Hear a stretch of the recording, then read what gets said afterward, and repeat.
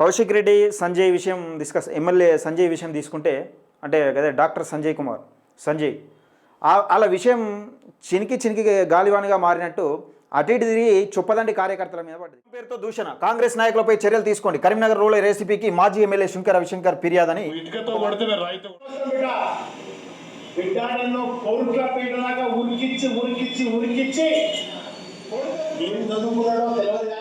ఏం చదువుకున్నాడో తెలియదట. మరి ఈయనైతే నేను ఓపెన్ యూనివర్సిటీ అనుకుంటున్నా, ఓపెన్ డిగ్రీ అనుకుంటున్నా మాజీ ఎమ్మెల్యే రవిశంకర్ గారిది. ఈయన ఇప్పుడు ప్రస్తుత ఎమ్మెల్యే మేడిపల్లి సత్యం అన్నది పిహెచ్డి డాక్టరేట్ ఉన్నట్టున్నది ఉస్మానియా యూనివర్సిటీ. తెలంగాణ తెచ్చిన వాళ్ళట గౌరవ వర్కింగ్ ప్రెసిడెంట్ కేటీఆర్ గారట. ఈ 1200 మంది విద్యార్థులు ఎందుకు బలిదానం చేసుకున్నారో మరి నాకు అర్థం కాలే.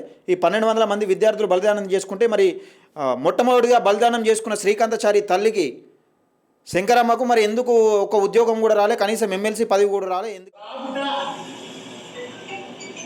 రవిశంకర్ గారు రా అన్నాడు, ఒకసారి చూసుకుందాం రా అన్నట్టు మాట్లాడింది కదా. ఇక వీళ్ళే ఎప్పటికైనా ఇప్పుడు ఎవరికైనా కానీ ఎమ్మెల్యే దాకా ఎందుకు మేమే చూసుకుందాం రా. కాంగ్రెస్ పార్టీ నాయకులు చూసుకొని ఊరుకుంటారు అనుకున్నావా, లేకపోతే నేను చేతిలో గాజులు దొరుకున్నామా? నువ్వు ఇంట్లో కూర్చొని ప్రెస్ మీట్ పెట్టినావు బిడ్డ, మేము ఇంట్లో కూర్చొని ప్రెస్ మీట్ పెట్టాలే.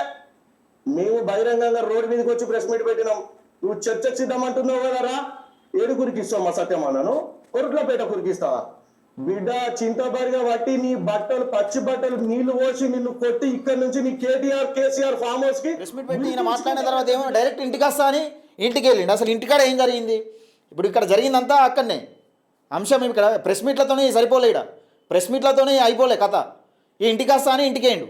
ఇంటికైన తర్వాత